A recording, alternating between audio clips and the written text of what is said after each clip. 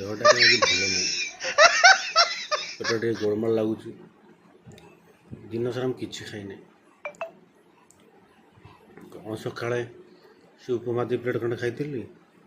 क्या बात है सर, क्या बात है सर। ଖରାବେଳେ ଭାତ, କଦଳୀ ଆଳୁ ଭଜା, ଶାଗ ଭଜା, ଏମିତି ଡାଲି ଫାଲି ହେଇକି ଥାଳି ମାତ୍ର ଖାଇଛି। ଓଳିଆ ସନ୍ଧ୍ୟାବେଳେ ମନା କରୁଛି, ଜାଣିଛନ୍ତି ମୋ ପେଟ ଖରାପ, କେହି ଡାକୁନାହାନ୍ତି। 8-10ଟା ଖଣ୍ଡେ କାକରା ମାତ୍ର ଖାଇଛି। ଜମା ଦେହଟା ଜମା ଭଲ ଲାଗୁନି।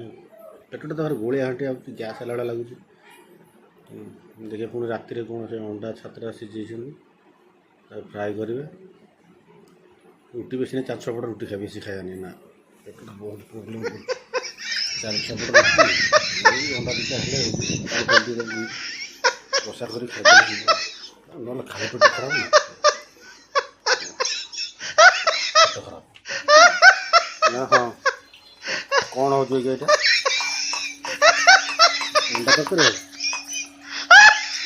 ଅଣ୍ଡାଟା ଗୋଟା ହେବ ନା ଫାଳ ହେବ? କ'ଣ କରିବି? ମୋ ପେଟଟା ଭଲ ନାହିଁ ନା, ମୁଁ ସେଥିପାଇଁ ଖାଇବିନି ବୋଲି କହୁଛି। ପଚାରିବି ମାନେ ଗୋଟା ହେବ ନା ଫାଳ ହେବ?